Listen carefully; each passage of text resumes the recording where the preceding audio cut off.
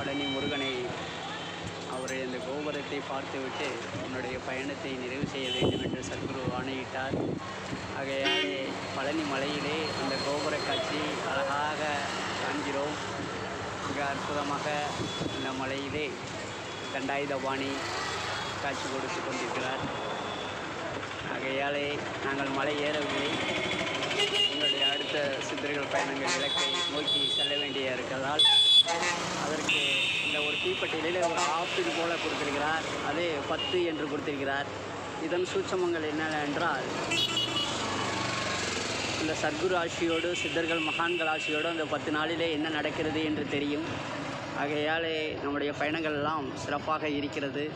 எல்லாமல்ல இன்றைய நாள் ஆடி பௌர்ணமி மிக சிறப்பாக கண்ணிக்கு அடங்காத கூட்டங்கள்.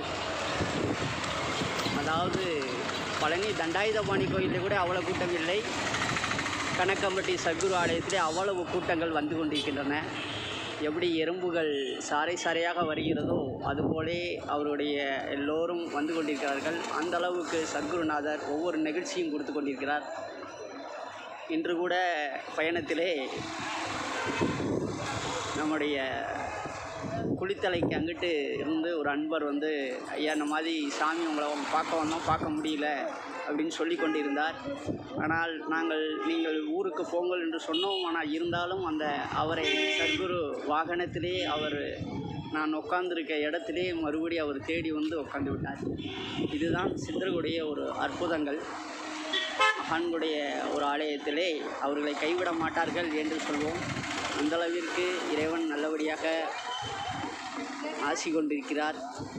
எங்களுக்கு பார்க்கும் அந்த மேகத்திலே பழனியில் இறங்கினோடனே மயில் காட்சி கொடுத்து விட்டார். ஆகையாலே அந்த மயில் தவழ்ந்து வருவது போல காட்சி. அந்த காணொலியும் உங்களுக்கு போடுகிறோம். நல்லதே நடக்கும். சத்குருவே சரணம். பழனி தண்டாயுதபாணி கரோகரா, திருச்செந்தூர் முருகனுக்கு கரோகரா. வேலுண்டு வினை இல்லை, மயிலுண்டு பயம் இல்லை. நல்லதே நடக்கும்.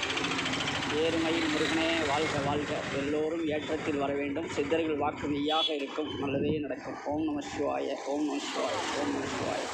திருச்சிற்றம்பலம்.